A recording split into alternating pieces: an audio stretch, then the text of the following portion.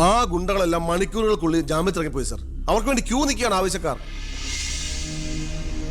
ഈ നാട്ടിലെ ഇടത്തരക്കാരും പാവങ്ങളും ഒക്കെ ഗുണ്ടകളെ കൊണ്ട് പൊറുതിമുട്ടിയിരിക്കുകയാണ് സാർ. കഴിഞ്ഞ കുറേ വർഷങ്ങളായി ഇവിടെ നടന്ന 90% കൊലപാതകങ്ങൾക്കും ആത്മഹത്യകൾക്കും പിന്നിൽ ഗുണ്ടകളും അവർക്ക് പുറകിലുള്ള തൽപര കക്ഷികളുമാണെന്ന് നിസ്സംശയം പറയാം സാർ. കഴിഞ്ഞ 5 വർഷത്തിനുള്ളിൽ ഇവിടെ ഉണ്ടായിട്ടുള്ള സർവ്വ ഗുണ്ടാ വിളയാട്ടങ്ങളുടെയും അക്രമങ്ങളുടെയും സത്യസന്ധമായ കേസ് ഹിസ്റ്ററി എനിക്കുടനെ വേണം, വിത്ത് ഇമ്മീഡിയറ്റ് എഫക്ട്. സാർ, ഈ ഫയലുകളൊക്കെ ഒന്ന് പഠിക്കണം. കഴിഞ്ഞ 5 വർഷത്തിനിടയ്ക്ക് കേരളത്തിലുണ്ടായിട്ടുള്ള ഞെട്ടിക്കുന്ന അക്രമങ്ങളുടെ സത്യസന്ധമായ ഡീറ്റെയിൽസ് ആണിത്. 300-ലേറെ കൊലപാതകങ്ങൾ, 2000-ലേറെ ആത്മഹത്യകൾ, 3000-ലേറെ ആത്മഹത്യാ ശ്രമങ്ങൾ, അക്രമങ്ങളിൽ അംഗമംഗം വന്നവർ 6000-ലേറെ. എന്നിട്ടോ ബന്ധപ്പെട്ട കേസുകളിൽ ശിക്ഷിക്കപ്പെട്ടത് വെറും 12 പേർ. വ്യക്തമായ തെളിവുകളോ സാക്ഷിമൊഴികളോ ഇല്ലാതെ രക്ഷപ്പെട്ടവർ 650-ലേറെ.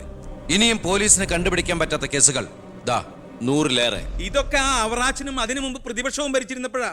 സാർ, മറ്റുള്ളവരുടെ മേൽ പഴിചാരി രക്ഷപ്പെടാനുള്ള തന്ത്രമല്ല ഇപ്പോൾ ആവശ്യം. ഞാനിപ്പോ എന്താ ചെയ്യണ്ടേ? ഇതൊക്കെ അന്വേഷിക്കേണ്ട ചുമതല പോലീസിനല്ലേ? സമയമുണ്ടെങ്കിൽ താൻ തന്നെ പോലീസിനെ കൊണ്ട് അന്വേഷിപ്പിക്കണോ? താങ്ക് യു സാർ, ഈ പെർമിഷൻ മാത്രം മതി. നിക്ക് ഞാനൊരു ആവേശത്തിന് പറഞ്ഞു എന്ന് വെച്ച് എന്താ തന്റെ ഉദ്ദേശം? സാർ, ഞാൻ പറഞ്ഞില്ലേ ഈ അക്രമങ്ങളുടെ എല്ലാം പിന്നിൽ ഗുണ്ടകളാണെന്ന്. അതൊക്കെ ആർക്കറിയാൻ പാടില്ലാത്തത്? എങ്കിൽ പിന്നെ ഈ ഗുണ്ടാവിളാട്ടം നമുക്ക് അങ്ങ് അവസാനിപ്പിച്ചൂടെ സാർ? ഈ നാട് നന്നാവണമെങ്കിൽ, ജനങ്ങൾക്ക് പേടി കൂടാതെ ജീവിക്കണമെങ്കിൽ കേരളത്തിൽ അടിയന്തരമായി ഗുണ്ട ആക്ട് നടപ്പാക്കിയേ പറ്റൂ. അതെ സാർ, നമ്മുടെ അയൽ സംസ്ഥാനത്തെ മുഖ്യമന്ത്രി ആക്ട് നടപ്പാക്കിയില്ലേ? എടോ, അവരൊരു സ്ത്രീയാ, അവർക്ക് എന്തു ആകാം. അവരെ തൊട്ടാൽ പീഡനം, സ്ത്രീ പീഡനം. എന്നെ തട്ടിയാ എന്റെ കുടുംബത്തിന് പോയി. സാർ, സാറിന് ഒരു പോറൽ പോലും സംഭവിക്കില്ല. ഇതിപ്പോ പോറലല്ലോ, ഓട്ടയല്ലേ വീഴാൻ പോണത്. ഓട്ട ഈ വെടിയുണ്ടിയും കത്തിയൊക്കെ കയറുമ്പോണ്ടാവണ ഓട്ട. സാർ, ഞാൻ പറയുന്ന താൻ എന്ത് പറഞ്ഞാലും ഞാൻ സമ്മതിക്കില്ല. ഇതൊക്കെ തനിക്ക് മുൻപരിചയം ഇല്ലാത്തോണ്ട് തോന്നുന്നു മണ്ടത്തര. എങ്കിൽ പിന്നെ സാർ ഒരു കാര്യം ചെയ്യും, മുൻപരിച്ചുള്ള ആരെങ്കിലും വെച്ച സാർ അങ്ങോട്ട് ഭരിച്ചോ. ഞാൻ രാജിവെക്കാൻ പോവാ. നീ എനിക്ക് ഹാർട്ട് അറ്റാക്ക് ഉണ്ടാക്കുന്ന വർത്താനം പറയരുത്. നീ രാജിവെച്ച് പോയാ എന്റെ മന്ത്രിസഭ മൂക്കൂത്തി വീഴില്ലേ? എങ്കിൽ എന്റെ വഴിക്ക് വരേണ്ടി വരും. നീ പറയണേല് കാര്യമുണ്ടെന്ന് എനിക്കറിയാം, പക്ഷെ നിനക്കൊരു കാര്യം അറിയില്ല.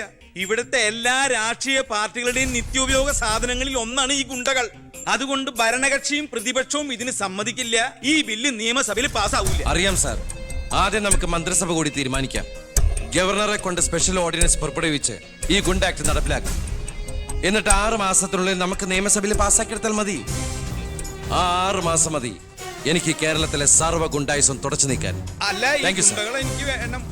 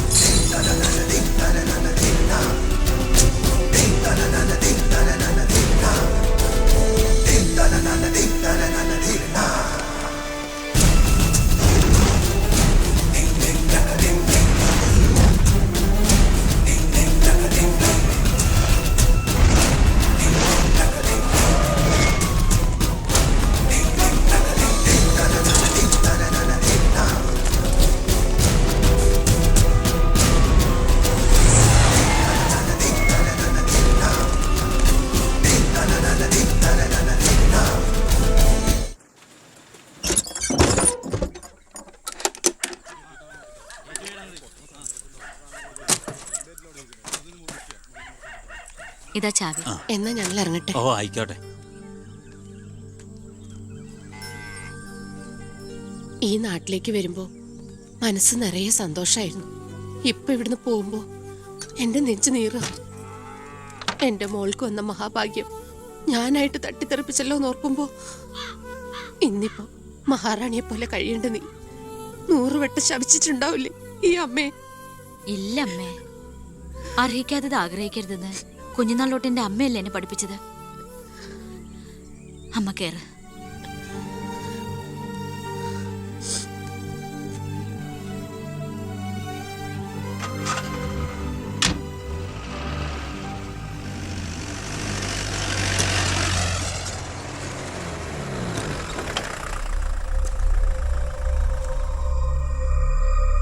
നിർത്തി വണ്ടി എടുക്കല്ലേ.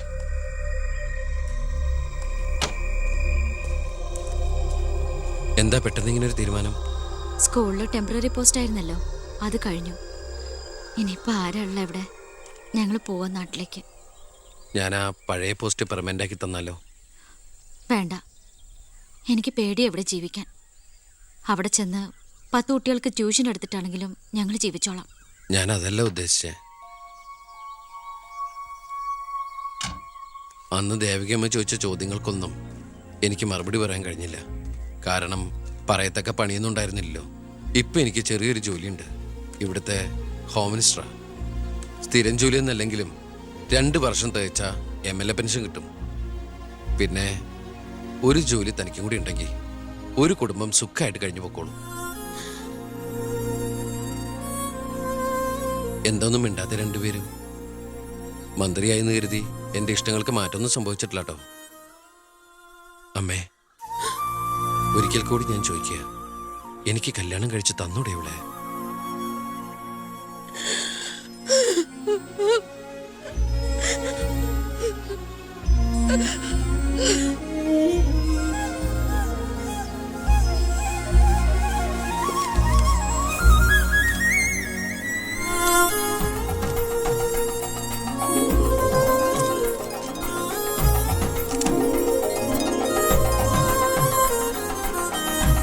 സാക്ഷികൾ ഒരു സാക്ഷിയുണ്ടേ, ഒന്ന് മറക്കേ സാറേ.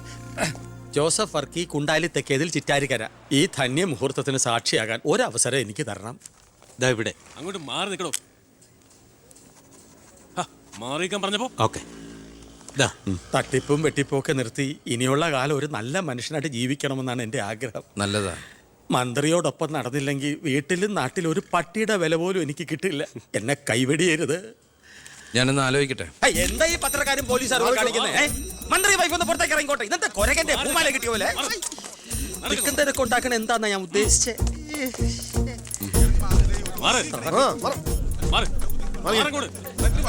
വഴി കൊടുക്ക്. ഈ പാവപ്പെട്ട പെൺകുട്ടിയെ വിവാഹം കഴിച്ചത് പഴയ ബാല്യക്കാരുടെ മകളോട് ബാല്യകാലത്തിൽ തോന്നിയ കടുത്ത പ്രേമം കൊണ്ട് തന്നെയാണോ? നാട്ടുകാർ മുഴുവൻ നോക്കി നിൽക്കെ ഒരു ഗുണ്ട പഴപ്പിച്ച ഈ പെണ്ണിന് ജീവിതം നൽകിയത് ജനസിമ്പതി നേടി പ്രശസ്തി പിടിച്ചു പറ്റാൻ വേണ്ടിയല്ലേ? വിട് സാറേ. ഹേയ്, പത്രക്കാരോട് ഇങ്ങനെയൊക്കെയാണോ? അതിനുള്ള മറുപടിയൊക്കെ ഞാൻ പറഞ്ഞോളാം. അനന്തുമാർ വാ. കളി എന്നോടോ? PA തന്നെ പോലുള്ള മഞ്ഞപ്പത്രക്കാർക്ക് എന്തു എഴുതി പിടിപ്പിക്കാം.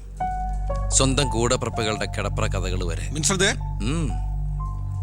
ആ സർക്കിൾ ഇൻസ്പെക്ടർ വിജയൻ സാറ് അവിടെ വെച്ച് അനന്തകുമാറിനിട്ട് 2 പൊട്ടിച്ചിരുന്നെങ്കിൽ നിങ്ങൾ പത്രക്കാരെ എഴുതി പിടിപ്പിക്കും ആഭ്യന്തരമന്ത്രി അധികാരം ദുർവിനിയോഗം ചെയ്തു എന്ന്. അതൊക്കെ ചീപ്പായി പോവില്ലേ? പക്ഷെ ഒരു ഭാര്യയെക്കുറിച്ച് പറയുമ്പോൾ ഭർത്താവ് കുറച്ച് ചീപ്പായാലും വലിയ കുഴപ്പമൊന്നുമില്ല അല്ലടാ അനന്തകുമാറെ. സാറൊന്നും കണ്ടിട്ടില്ല, അനന്തകുമാറൊന്നും കൊണ്ടിട്ടുമില്ല. താടി ഉള്ളതുകൊണ്ട് പാടറിയില്ല. കല്യാണം കഴിഞ്ഞ് വധുവരന്മാർ ഇങ്ങോട്ട് എഴുന്നള്ളുന്നുണ്ടെന്ന്. ഒരു കാര്യം ഞാൻ പറഞ്ഞേക്കാം, അവരെ ഈ പടി കയറ്റിയ ആ നിമിഷം ഞങ്ങൾ ഈ പടി ഇറങ്ങും. അതിലൊരു മാറ്റവും ഇല്ല. അമ്മേ, ദാ അവരെത്തി.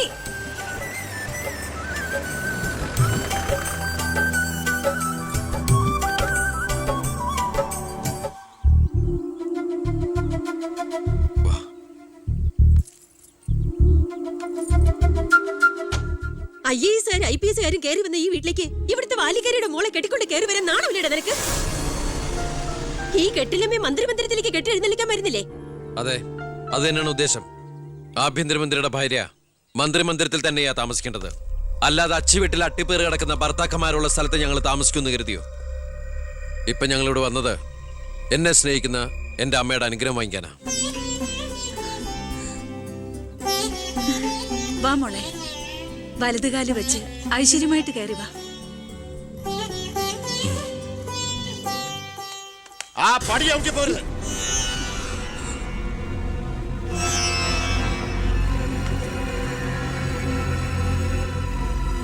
അച്ഛനെ എതിർത്ത് പറഞ്ഞും അച്ഛന്റെ നെഞ്ചത്ത് കുതിര കയറിയും അച്ഛനെ തോപ്പിച്ചും നീ ഒരു മന്ത്രി കസേര ഒപ്പിച്ചെടുത്തു.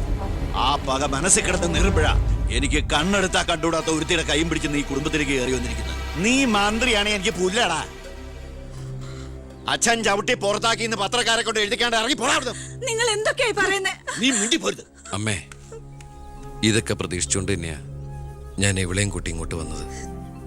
അമ്മയുടെ നിറഞ്ഞ കണ്ണുകൾ കാണുമ്പോൾ എനിക്കറിയാം എൻ്റെ അമ്മ നിറഞ്ഞ മനസ്സോടെ ഞങ്ങളെ സ്വീകരിച്ചു എന്ന്. അനുഗ്രഹം ഉണ്ടാവണം, അത് മാത്രം മതി.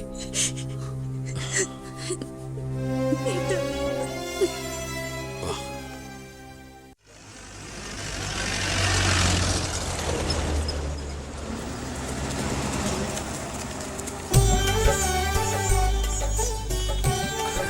ഈ വീട്ടിലെ അച്ഛനും അമ്മയും പി എയും എല്ലാം ഞാനാ. ഐശ്വര്യമായിട്ട് വലത് കാലം ഉച്ചകത്ത് കയറിക്കേ. ആറ് നിൽക്കണോ? എന്റെ ഈശോയെ നന്മ വരുത്തണമേ. ഇനിയെങ്കിലും അവരെ അവരുടെ മാത്രം ലോകത്തിലേക്ക് വിട്ടുകൂടെ? മന്ത്രിക്കുമില്ലേ ഫസ്റ്റ് നൈറ്റ് റൊമാൻസും ഒക്കെ? പ്ലീസ് എല്ലാവരും ഒന്ന് പുറത്തേക്ക് ഇറങ്ങി. പ്ലീസ് പ്ലീസ് പറയുന്ന കേൾക്കൂ പ്ലീസ്.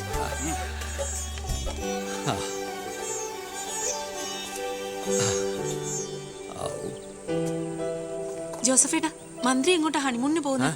ഹണിമൂൺ